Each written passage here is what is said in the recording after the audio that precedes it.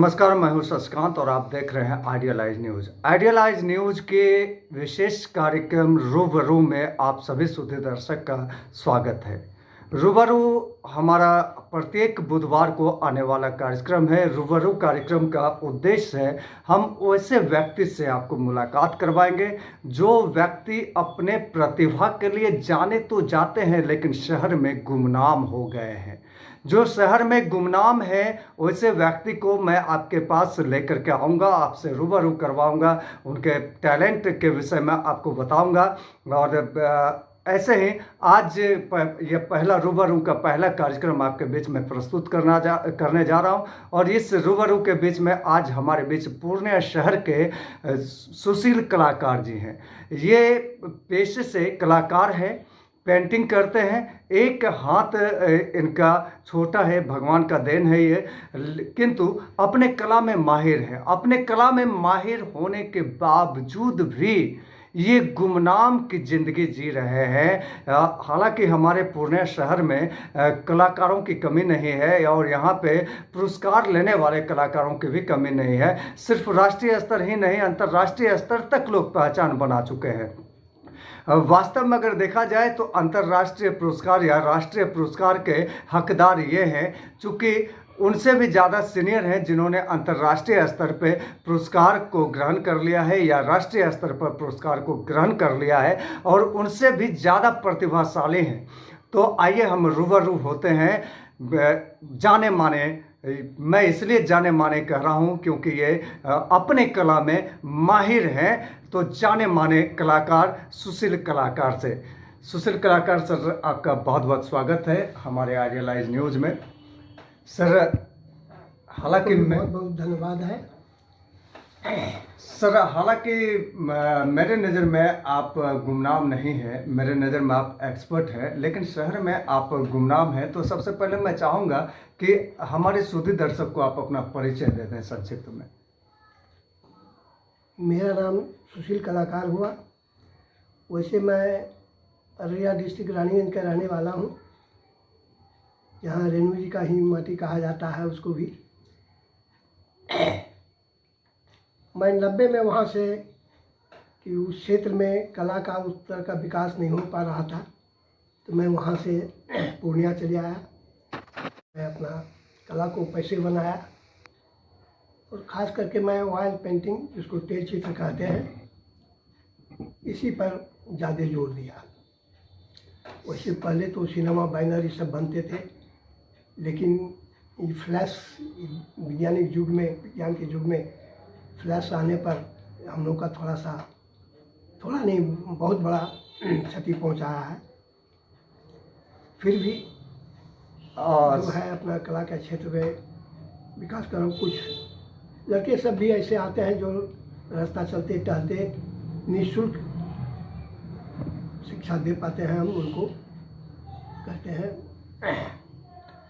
Sir आपने कहा कि लड़के टहलते बुलते आते हैं, निःशुल्क शिक्षा देते हैं। लोग निःशुल्क शिक्षा देने की बड़े बड़े बैनर लगाते हैं और अपना प्रचार प्रसार करते हैं, लेकिन कहीं भी आपका प्रचार प्रसार मुझे दिखा ही नहीं। मैं इस एक या स्वार्थ का लक्षण है, मैं इस पर नहीं गया कि मेरा प्रचार निःशुल्क हो, लोग जाने इस तरह। मैं इस पर ज़्यादा ध्यान नहीं दिया। सर आप कहते हैं कि ये स्वार्थ का लक्षण है, मैं स्वार्थ में नहीं गया। तो मैं देख रहा हूँ कि जहाँ एक और आपके विधा से ही जो लोग संबंधित रखते हैं वो पनोरमा में या दूसरे ग्रीन वैली या जो भी वास्तु बिहार में मकान खरीद लेते हैं, लाखों लाख में मकान खरीद लेते हैं। उसके बाद उनकी पेंटिंग जो है अमेरिका तक में बिकती है, रूस तक में बिकती है। और सर आप एक भाड़े के घर में रहते हैं, अभी भी आप 1 कट्ठा ज़मीन पूर्णिया में नहीं ले सके। जहाँ तक मैं जानता हूँ कि रानीगंज में भी आपकी संपत्ति अब नहीं के बराबर है। तो सर इसके पीछे क्या कारण है? आपका प्रतिभा आपको पीछे ले जा रहा है या फिर जो है आप अपने प्रतिभा को उभार करके लोगों के सामने नहीं ला पा रहे हैं, या फिर आप सर कहें तो यूं कहें कि आप या तो फिर कामचोर हैं? क्या है सर इसके पीछे कारण? वैसे एक शब्द आपने बोला, जी कामचोर हैं, यह भी थोड़ा सही है, जी लेकिन हम आज तक पैसे के पीछे नहीं भागे हैं। जहाँ तक रानीगंज का सवाल आपने उठाया, वहाँ करोड़ की संपत्ति है, जो कि छोटा भाई को मैंने खाने पीने के लिए छोड़ दिया, और वह इतना स्वार्थ हो गया कि वहाँ से हमको सीधे, जिसको बाइकआउट कहते हैं, बाइकआउट कर दिया गया।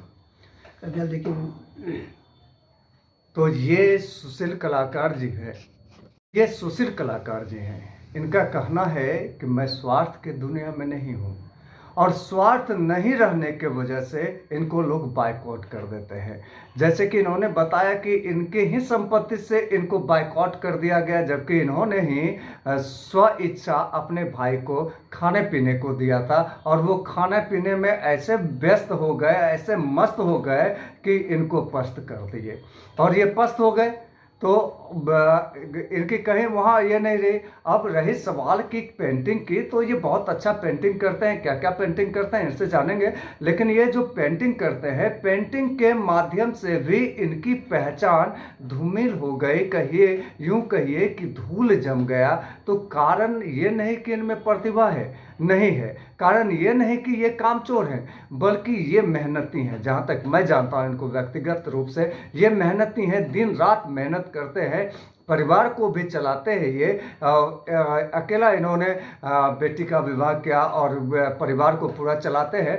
तो मैं चलिए और भी बातें बाद में, लेकिन मैं इनसे सीधे मुखातिब होता हूँ और जानना चाहता हूँ कि ये किस टाइप के पेंटिंग करते हैं और क्या संदेश जाता है इनके पेंटिंग से। सर, आप किस टाइप के पेंटिंग करते हैं और क्या संदेश जाता है। जैसे फाइन आर्ट के मामले में काल्पनिक चित्र होते हैं किसी विषय वस्तु पर, जी, इस तरह के पेंटिंग करते हैं, जो कि विषय वस्तु की पेंटिंग को लोग बहुत कम समझ पाते हैं। और वाइल्ड पेंटिंग, जो तेल चित्र कहते हैं लोग, जो अपने परिवार के लिए, बाबूजी के यादगार के लिए ये सब बनवाते हैं, जिसका लाइफ 250-300 वर्ष है। तो इस तरह का पेंटिंग मैं करता हूँ। तो सर, इस तरह के पेंटिंग से क्या संदेश जाता है समाज को। और आज के डेट में तो सर फ्लैक्स का दुनिया आ गया है, और फ्लैक्स के चकाचौंध में पेंटिंग का क्या महत्व रह गया है। ये तो सही बात है, फ्लैक्स का दुनिया में ये सब पेंटिंग को थोड़ा धूमिल कर दिया है जी। लेकिन फिर भी जो लोग पेंटिंग के बारे में समझते हैं, वह तो इज्जत करते हैं पेंटिंग का। और रहा बाहर विदेश की वाला, उस तरह हम लोग का उस तरह का यह नहीं, लिंक नहीं मिलता है जो कि हम आगे बढ़ पाए, पेंटिंग को भेज पाए। जी सर, किसी भी प्रशासनिक चीज़ों में, प्रशासनिक कार्यक्रम में आपको हिस्सा लेते हुए आज तक हमने नहीं देखा। चूँकि आपको पता है सर कि मैं पत्रकार के साथ साथ एक कलाकार भी हूँ, और किसी भी इसमें नहीं देखा। और इस बार पहली बार हमने देखा आपको नेहरू युवा केंद्र के कार्यक्रम में, जहां आपको सम्मानित भी किया गया। और हमने देखा पनोरमा के संजीव मिश्रा के द्वारा भी आपको इस बार सम्मानित किया गया। तो सर, आपको कैसा महसूस हुआ। और कोई भी राष्ट्रीय स्तर या राजकीय स्तर के सम्मान अभी तक आपको नहीं मिल पाया है, तो इस संदर्भ में आप कैसा महसूस करते हैं सर। ये थोड़ा सा हमारे श्रोता दर्शक को बताएं। इस मामले में जहाँ तक प्रशासन के द्वारा पेंटिंग की बात होती है, तो मैंने 4 बार एक मिडिल स्कूल में जो झांकी लगती है डिस्ट्रिक्ट लेवल पर, 26 जनवरी हुआ, 15 अगस्त हुआ, तो 2 बार मैंने मिडिल स्कूल में झांकी बनवाया, जो दोनों बार प्रथम स्थान स्कूल को मैंने दिलवाया। 2 बार BBM हाई स्कूल है, वहाँ मैंने बनाया, और उसमें सब्जेक्ट था, उसमें अब्दुल कलाम जी डेथ किए थे, उसी समय वो झांकी 15 दिन या महीना दिन के अंदर बीती, जिसमें एक लड़के को मैंने पेंटिंग करके अब्दुल कलाम बना दिया। जो कि उसका गार्जियन भी उसको नहीं पहचान पाया। अच्छा। हाँ, एकदम पिक्चर लेने पर एकदम पिक्चर से अब्दुल कलाम बन गया। तो उनको भी 2 बार सम्मानित, स्कूल को प्रथम स्थान दिलवाया। प्रशासनिक चीज़ में इस तरह का मेरा योगदान रहा है, लेकिन फिर भी मुझे विशेष कोई सम्मान प्रशासनिक तौर पर नहीं मिल पाया है। प्रशासनिक तौर पे नहीं मिल पाया है सर। कहा जाता है कि अपने ओर से भी प्रयास किया जाता है, तो क्या आपने कोई प्रयास किया है प्रशासनिक तौर पे? नहीं, इस पर मैं प्रयास नहीं किया हूँ। आपने अब तक प्रयास नहीं किया है? किया हूँ। तो सर राष्ट्रीय अंतर्राष्ट्रीय स्तर के लिए भी लोग प्रयास करते हैं, आपने कोई पहल किया है? नहीं, इस पर मैं पहल नहीं किया हूँ और इस तरह का कोई लिंक नहीं मेरे मिल साथ पाया। लिंक नहीं मिल पाया। और लग रहा है कि यदि आप लोग ने इस तरह का जो मुझे आज बुलाया है, जी। तो कहीं इसके द्वारा हो सकता है मुझे आगे बढ़ने का मौका मिले, पहचान बनाने का मौका मिले। सर अब थोड़ा सा हट करके, हालांकि आपके ही विधा से सर छोटे छोटे बच्चे अगर पेंटिंग सीखना चाहे तो उनको पहला प्राइमरी स्टेज पे क्या करना चाहिए, कैसे पेंटिंग सीखे? और ये थोड़ा सा आप हमको मेरे सूर्य दर्शक को ये अवगत करवा दें। जैसे देखिए, छोटे छोटे बच्चे जो हैं वह ज़्यादा जो पेंटिंग सीखने का इच्छा रखते हैं ना, जी। तो वह छोटे छोटे चीज़ जैसे कोई चिड़िया हुआ, कोई पशु हुआ, ये सब बनाते हैं। तो उसी में उसको किस तरह बनाना चाहिए, उसका नाप क्या होना चाहिए, या कोई किसी मनुष्य का ही चित्र बनाता है तो उसका आकार कैसे बनता है, तो यह सब चीज़ें उसको बताते हैं। उसका एक नाप है, यह है। हम तो देखे हैं कि बहुत लड़के सब कहता कि हम 2 साल से सीख रहे हैं फलाना जगह, और उसको जब बताते हैं कि मान लो कि मूड़ी बना है तुम 1 इंची का, तो उसका धड़ कितनी लंबाई होनी चाहिए, तो वह नहीं बता पाता है। बहुत अच्छा कहा सर आपने। सर आप कह रहे हैं कि धड़ क्या होता है, मूरी क्या होता है, मतलब ये आप बता रहे हैं, तो मेरे हिसाब से कि जिस तरह से मैथ में फार्मूला होता है a+b का होल स्क्वायर बराबर a² + b², तो उसी तरह से क्या पेंटिंग में भी फार्मूला होता इसका है? भी फार्मूला है जी। उसका भी फार्मूला है, उसका शरीर का नाप तोल।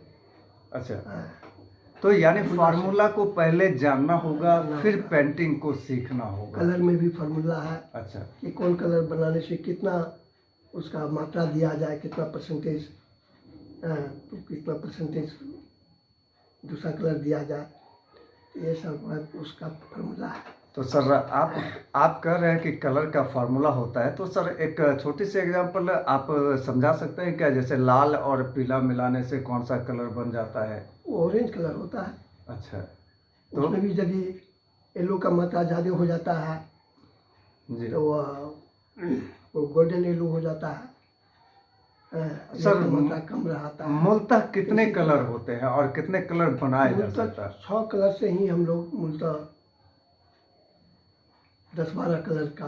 100 कलर कौन कौन सा सर? प्राथमिक कलर किसको मानेंगे आप 100 कलर? ये व्हाइट हुआ, जी। रेड हुआ, येलो हुआ, ग्रीन हुआ, ब्लू हुआ, ब्लैक हुआ। तो ये 6 कलर हाँ, है। ये 6 कलर से ही सब कलर हम लोग करते हैं। जी। किसी पिक्चर में लोग ब्लैक ही ज़्यादा यूज कर देते हैं, जैसे आँख में हुआ, ये बाल में हुआ, लेकिन कोई ज़रूरी नहीं है कि ब्लैक से ही बाल का भी हो, आँख पर हो, कोई ज़रूरी नहीं है। उसमें जैसे ग्रीन, रेड, ब्लू ये मिलाकर ब्लैक का काम कर लेते हैं हम लोग, यदि ब्लैक नहीं रहा।